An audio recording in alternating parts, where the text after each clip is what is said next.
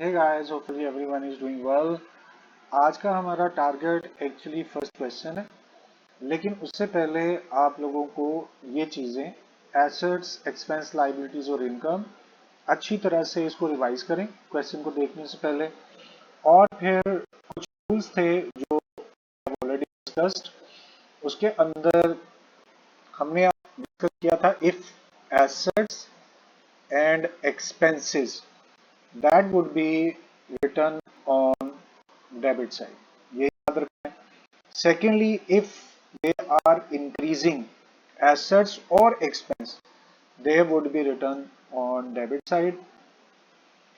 क्या मतलब हुआ? अगर assets और expenses हैं, उनकी असल जगह भी डेबिट है, अगर वो इंक्रीज होंगे तो भी डेबिट, लेकिन अगर वो डिक्रीज होंगे तो तब आपने उनको क्रेडिट की लाइन में लिखना है. तो व्हाट वी हैव डिस्कस्ड, अगर वो इंक्रीज होंगे, ये मैंने साइन इंक्रीज का लगाया, अगर आपको ये साइन तंग कर रहा है तो मैं लिख देता हूं increase.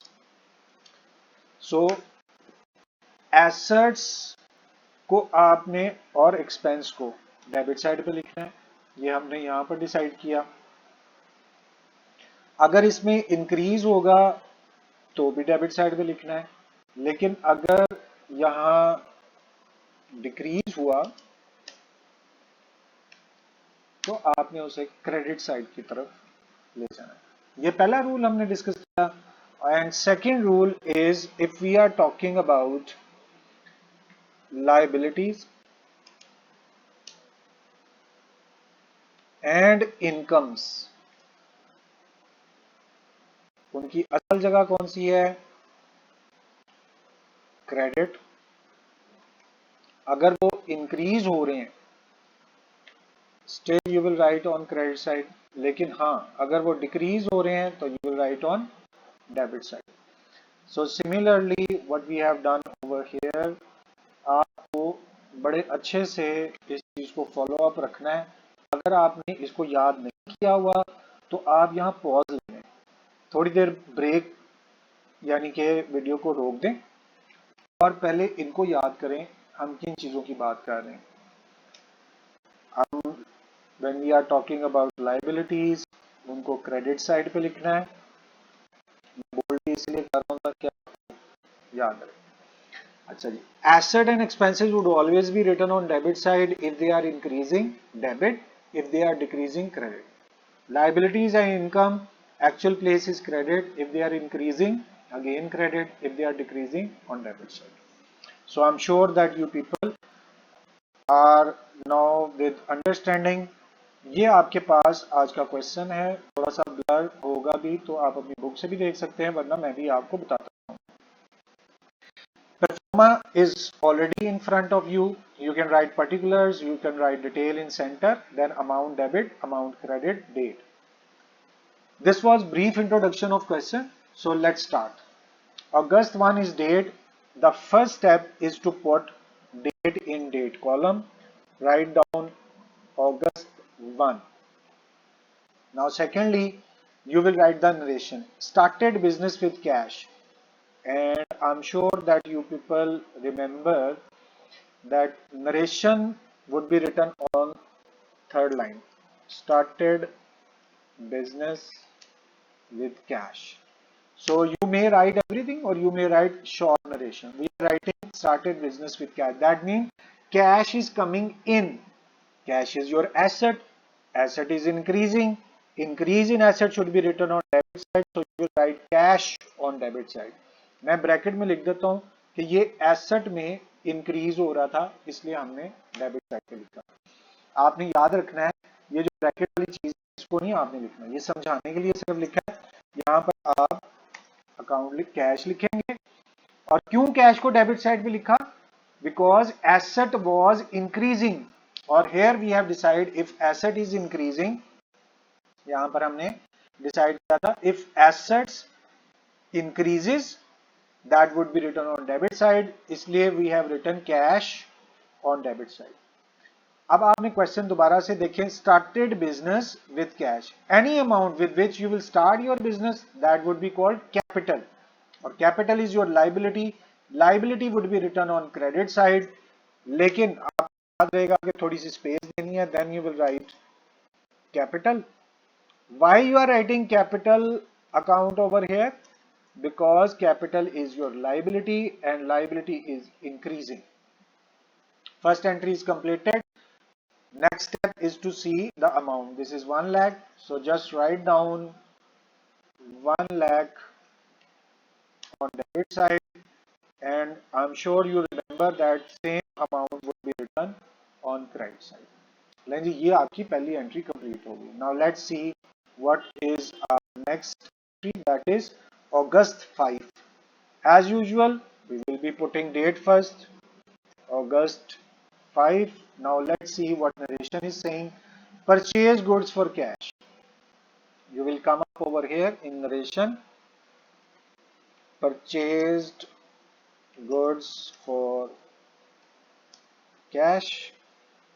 What does that mean? You have bought goods. Goods are coming in. Goods are your asset. Asset should be written on debit side. So we were supposed to write goods over here. But remember, यहाँ आपने ना अपने कान खोलने.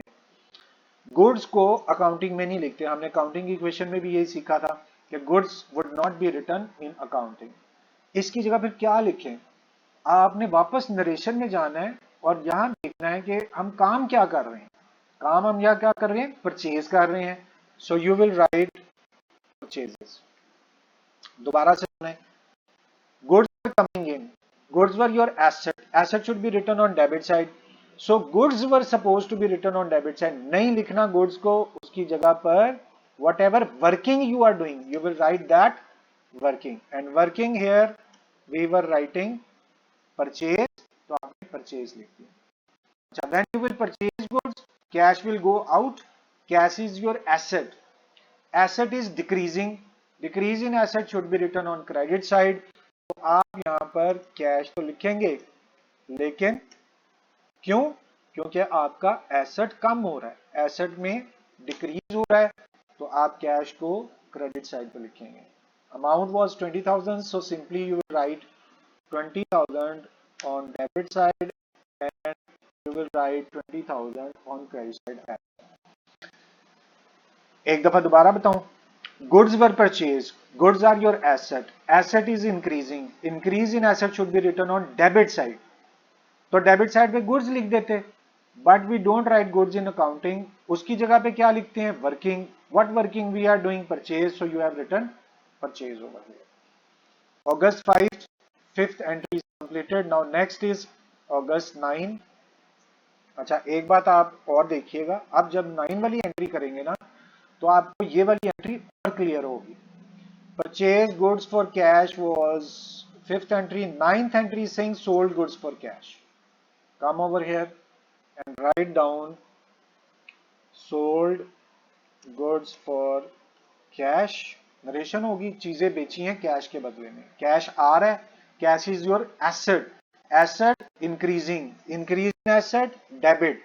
So cash would be written on debit side. क्यों? Because it is your asset. Asset is increasing. ये जो मैं लिख रहा हूं ना, A प्लस, ये सिर्फ समझाने के लिए लिख रहा हूं. कुछ देर के लिए आप भी लिखा करें, आदत हो जाएगी तो फिर बेशक मत लिखिएगा. Sold goods for cash. Goods are going out. Goods are your asset. Asset is decreasing because we are selling. So there is decrease in asset. Credit. तो यहां पर लिखना हमें चाहिए था goods. लेकिन गुड्स का नाम अभी जैसे मैंने आपसे कहा, गुड्स का नाम अकाउंटिंग पर नहीं लिखना. तो यू विल राइट वर्किंग. काम क्या कर रहे हैं? यहाँ चीजें बेच रहे हैं. So you will write sales account. जो भी काम कर रहे होंगे ना, बस वो काम आपने गुड्स की जगह पे लिखना है. और ये भी याद रखना, ये जो गुड्स है ना, ये मैं सिर्फ समझाने के लिए लिख रहा हूं, इसकी भी जरूरत नहीं है लिखने की. ओके, तो एंट्री क्या बनी? When you will purchase goods, purchase to cash. When you will sell goods, cash to sales.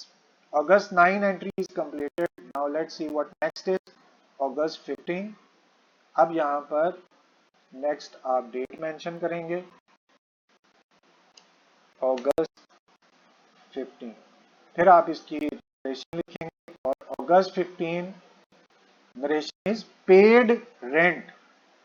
Similarly आप यहाँ पे भी पेड रेंट ही लिखेंगे, ये आपकी नरेशन। अच्छा जी, क्या मतलब paid rent? You have paid rent, amount is going out, किराया अदा किया तो amount is going out, amount mean cash is going out, cash asset, asset is decreasing, decrease in asset should be written on credit side, तो cash जा रहा है, cash asset है, asset कम हो रहा है, इसलिए क्रेडिट साइड पे लिख दिया। रेंट इज योर एक्सपेंस, वापस अपने रूल्स की तरफ चलते हैं। एक्सपेंस की असल जगह डेबिट है, तो आपने क्या करना है, यहां पर एक्सपेंस का नाम यानी कि रेंट था, तो रेंट को आप यहां मेंशन कर देंगे। तो कैश आपके पास जा रहा है, कैश एसेट है, एसेट में कमी हो रही है, एसेट में कमी credit, so you have written cash on credit side. Rent is an expense, expense should be written on debit, so rent is written on debit side. अगस्त 15 हो गई। अब चेक करते हैं next, August 25 is your date, यहां पर आप date mention कर दें अगस्त 25। अब हम देखते हैं 25 क्या कह रहा है, रिसीव्ड इंटरेस्ट, नरेशन पुट करते हैं सबसे पहले, रिसीव्ड इंटरेस्ट, इंटरेस्ट आपको मिला है, मिला क्या, पैसे मिले, कैश आया, cash is your asset, asset is increasing, increase in asset should be written on debit side, so cash account आप डेबिट साइड पे लिखेंगे। Rent is interest is received, interest जब मिल रहा है आपको तो ये आपकी इनकम है, income should be written on credit side, so to interest credit side, क्यों, क्योंकि ये आपकी इनकम है, इसको क्रेडिट साइड पे लिखना है। इस रेंट को भी मैं साथ में एक्सप्लेन कर दूं कि ये एक्सपेंस था, तो आपने डेबिट साइड पे इसको लिखना है। So paid rent, rent to cash, received interest, cash to interest. अगस्त 25 हो गई। अब हम नेक्स्ट देखते हैं। ओके, ये लास्ट एंट्री थी, तो इस तरह से हमारा क्वेश्चन ये खत्म हो गया। अब आपने अमाउंट के बारे में भी समझ लिया कि जो अमाउंट भी सामने लिखी हुई है, अगस्त 5 की 20,000 थी, 20,000 लिख दी, अगस्त 9 की 24,000 थी, तो यहाँ 24,000 पुट करें, और सेम अमाउंट के चैप्टर अमाउंट ज़्यादा इंपॉर्टेंट नहीं है फिलहाल, इसलिए मैं उनको okay next 15 6,000, write down 6,000 on debit side and same amount you will write on credit side. Last was 2,000, so 2,000 write down over here and 2,000 on credit side. लें जी, आपकी सारी एंट्रीज कंप्लीट हैं। आप प्लीज इसको ध्यान से पढ़ें। I am still requesting you to please repeat and revise at home. तब आप जब रजिस्टर पे खुद करेंगे तो नेक्स्ट लेक्चर के अंदर आपको सारी बात ज्यादा बेहतर तरीके से समझ में आएगी। So it was all about today's lecture. Thank you very much for your time. कोई मसला हो तो जरूर बताइएगा। इट्स टाइम टू से गुड बाय। अल्लाह हाफिज।